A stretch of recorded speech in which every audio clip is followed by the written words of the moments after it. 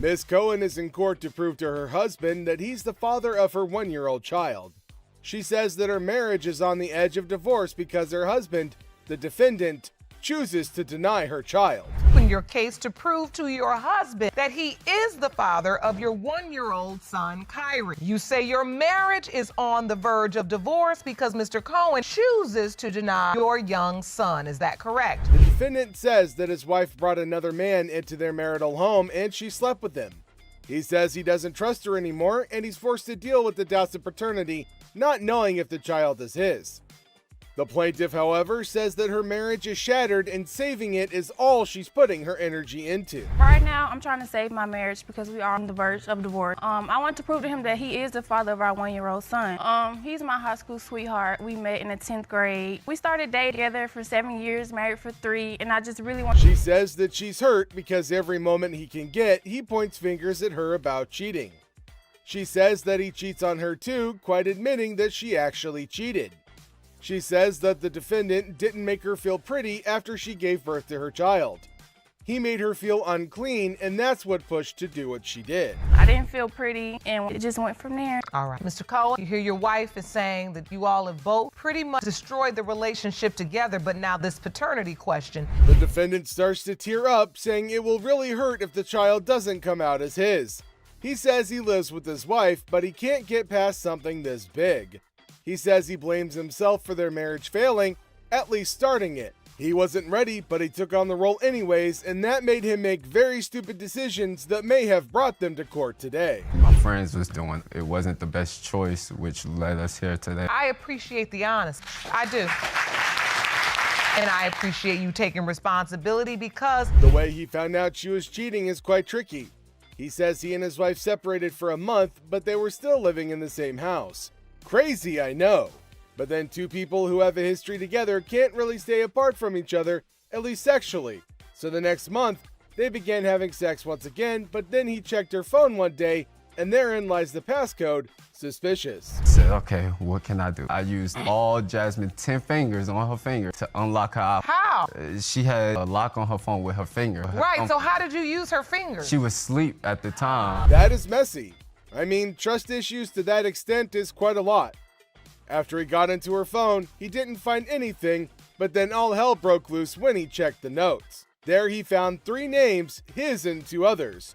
He guessed it was who his wife had slept with or something. It was another name under of a guy who I knew she slept with while we was on the break. This was when we was younger. And there was a third name. I knew nothing of that name. So I went straight to Instagram. He knew the second name, but the third wasn't familiar.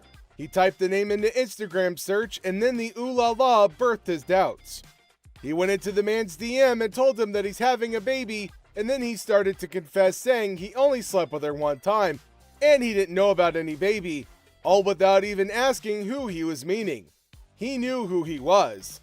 The plaintiff, however, says that she was already pregnant when she slept with the man. Break, he went to go stay with one of his family members, and I had to do community service, and I met him at community service, and he was just telling me that I'm beautiful and all this other stuff. That right there, I don't know. Was he doing that voluntarily? She says after she met him at community service and he flirted with her, she slept with him. But she claims she was pregnant at the time because her conception date was in April when she and her husband weren't sleeping together, but she slept with the man in May. Well, it's also important to note that the sex was unprotected. Back to your marital home that you shared with your husband? My husband was cheating too, so to be fair, I was getting him back. That's all that was. He was cheating, and my husband has made me feel so low. Like When the calendar is shown and the conception dates are counted back, it goes back to the period where they were on a break. He says they weren't having sex, but she says they were. Well, that would mean there's another person involved. The defendant says he has medical proof that he isn't the father. He says he has type 2 diabetes, and at the time of conception, he didn't have any insurance, which means his semen was out of control and infertile at least to a level. So he can't be the father. Travel, So how I get pregnant, Court? Well, I was about to say, you all do have another child together, right? Yes, John. I didn't have diabetes at the time. So because of this is very interesting. I do want to call on... Ms. Hendricks' family have put her in trouble, as talking to them has led to making her man, Mr. Pacheco, doubt the paternity of their baby. Mr. Pacheco will completely end his relationship with Ms. Hendricks if the DNA test result doesn't come out positive for Mr. Pacheco. It's called and they say there's a chance that he might not be able to birth the child, but it's only 40%. So there's still a huge 60% of fertile sperm floating around, even though they might not be as agile as they used to be. Judge Lake decides to check the results. Mr. Cohen, you are the father.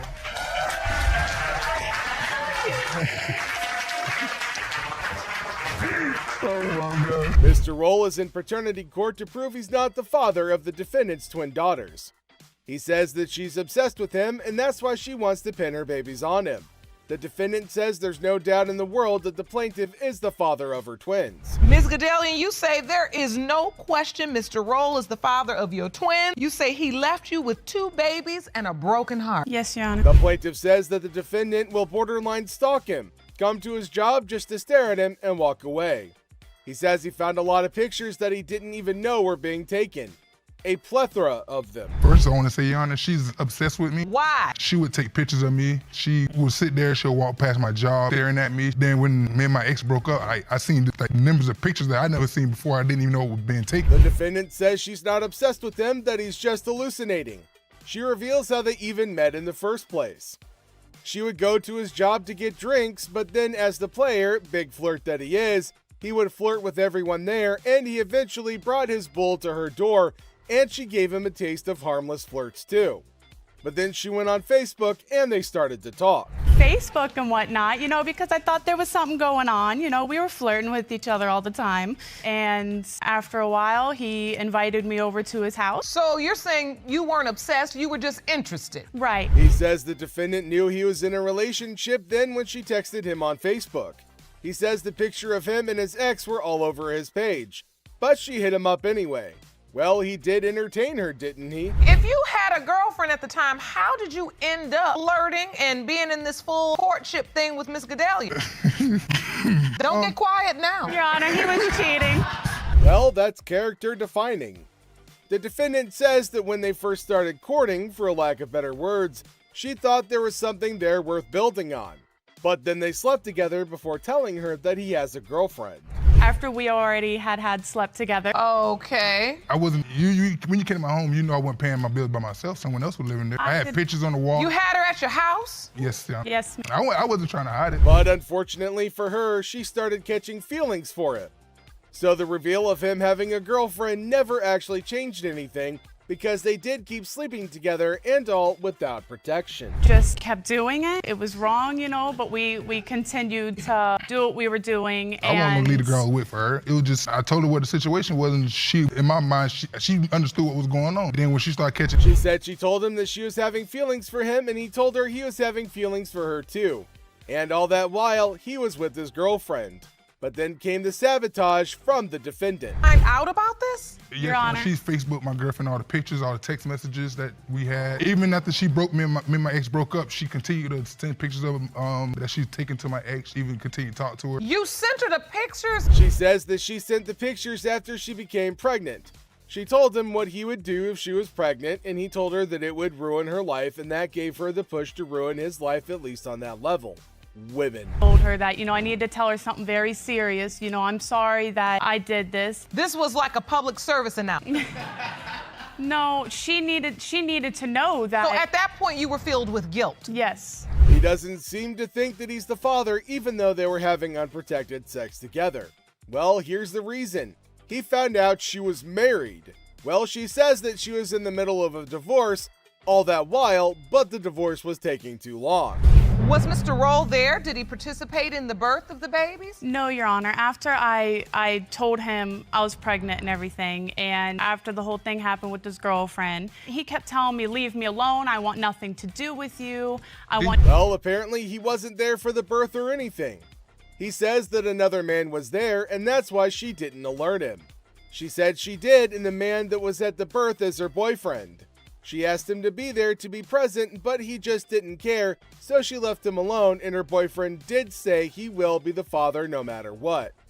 Well, the plaintiff is just telling lies. At least it's hard to believe him. At the time, we all worked in the same building. My husband worked in the same building. My boyfriend worked in the same building as me and Mr. Roll. Well, Ron, ain't this all in the family? Appears in court to contest paternity of Ms. Davies' child, detailing his personal struggles since their affair. This is a case of Wiggins versus Davis. Mr. Wiggins, you are not the father of Ms. Davis's child and say today's results will change your life. Ms. Davis, you claim he already has 3 children and doesn't want to step up. Yes, Your Honor. Why do you say today's results will change your life? Alleged the father of Aubrey, I lost my wife and I want to regain my family. You were married at the time? Explain. Me and my wife went through a separation due to a rough patch. Became a little antsy. Miss Davis was working for a family member and she was looking good and in really tight pants. I approached her more than just sex. For almost 2 years and a half. We was never together. Ms. Davies asserts Mr. Wiggins is the father and recounts promises he allegedly made to her. Right. Did you think you were in a relationship? 2.5 years we was together. I felt I needed to tell her to ultimately get what I wanted. You might have gotten more than you bargained for, right? I did. Why did you think you were in a relationship? He wanted to marry me. He wanted to get a divorce from his wife. Were you still trying to work it out with your wife? That's also the reason why I have a child that's 2 months. Judge Lake admonishes Mr. Wiggins, urging him to take responsibility for his actions. You were a married man. You approached her, pursued her. It was not 2.5 years. It was 2.5. It wasn't 2.5 years. 2.5 years. Miss Davis told her that she was pregnant. She inboxed her on Facebook. You wasn't going to be a man. Mr. Wiggins alleges Ms. Davis's promiscuity led him to doubt paternity. While we were at the hotel, I think I was using her tablet for something, and this guy inboxes about meeting her again. To me, saying more means that it's already happened, having a Valentine's Day celebration. How were you upset if you weren't in a relationship? Right. Just asking. Mr. Wiggins presents evidence to support his claims, but Ms. Davies appears dismissive. Show you. Is this the exhibit you brought today? I'm educated enough to know my own birth date. Apparently, she knew my name. The birth date that's listed on Aubrey's birth certificate, 11/11/1990. I didn't write anything. Because I was married, I wasn't just supposed to go on her birth certificate. I believe that she knew the young lady because when I got the phone call, calling each other by first name, may have knew each other. No. Ms. Davies argues that Mr. Wiggins and her child share physical similarities, which Mr. Wiggins disputes. If I'm trying to be there... So you're spending time with Aubrey? No. In the beginning? Right, in the beginning. I mean, I see her occasionally. This ain't your child. You ain't got to worry about her. I never told you that. So what about the child you have that's very close in age? Are you very active in that child's life? I have custody. They look identical. You're saying Aubrey and that baby... They mistaken Aubrey for her. Identical to each other. That's just because they're both young. The judge offers her observation and prepares to unveil the results, posing one final question. Don't worry about her, but I never said that she's not. And it sounds like you've distanced yourself from this child. Honestly, Mr. Wiggins, there's a lot at stake for you. I'm ready for the results. Jerome? Judge Lake confronts Mr. Wiggins about his perceived dishonesty, demanding the truth. Are you all still involved? No, we're not. 2 different answers. Right. It's been a while. Last night. No, Your Honor, we was at a separate hotel. You made your way to my hotel. That is not true, Your Honor. I went to my respective places, Your Honor. Your whole body language changed. That's what he's good for. You are under oath. Please tell me you used protection. The last time we had intercourse, we did not use. With all testimonies considered, the judge proceeds to announce the DNA test results. These results were prepared by DNA Diagnostics in the case of Wiggins. It has been determined by this court. Mr. Wiggins, you are the father.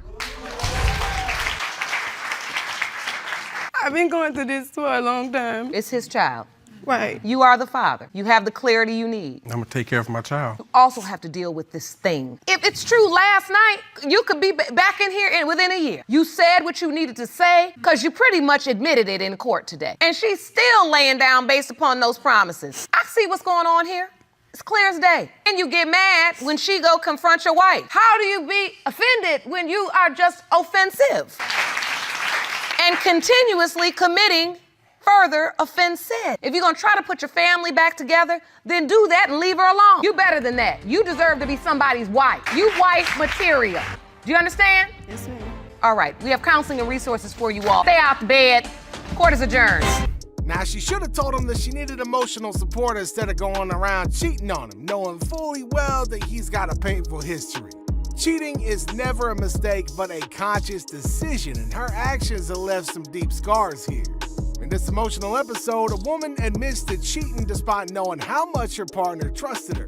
Now, he never expected such a betrayal, and now he's left with a struggle of rebuilding trust. How's this gonna affect their relationship? Her justification for cheating only makes the situation worse, as it's clear the trust has been broken beyond repair.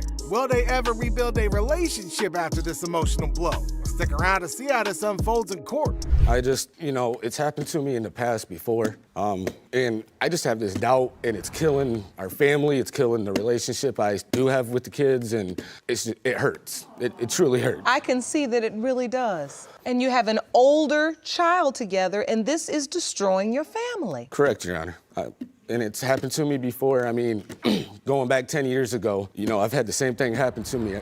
I had a lady get pregnant, a young woman get pregnant. I was 18 years old, but she told me at the time that it may not be my child. But I still was a man that stepped up to the plate, went to all the appointments, went to the birthing, and still took care of that kid. And at 6 months old, me and the mother weren't together. We were separated. She wanted child support. 6 months old, they forced me to do a DNA test. I said no, because the child looked exactly like me. As you can see, this child looks nothing like me. And with the other child, like I said, it was a spitting image of me. It came back negative. And you now feel this history could repeat itself. Correct, Your Honor. And destroy your family. You've called off your engagement. Correct. She told me, that she had cheated on me back, I can't remember the exact month that she cheated on me, and I lost it. I mean, I started crying. I was very upset, and I asked her, I was like, so was it around the same time? Is it possibly his? And so, Ms. Cavell, why did you finally come clean in that moment? Why not say something before? From day number one, I had been wanting to tell him. My conscience was eating at me. It was killing me. But because we were in such a good place, I didn't want to ruin everything that we had. So that was my perfect opportunity. I didn't want to continue lying. He asked me directly. So I wanted to make sure that I told him the truth. I tried to tell him the whole story in one night. He wasn't having it. So it took about 3 days for everything to finally unfold and for me to finally tell him, yes, it was about the same time period as when I got pregnant with my son. Why wouldn't you tell me before? You're right. I should have told you sooner. I should have told you sooner. What he's named after.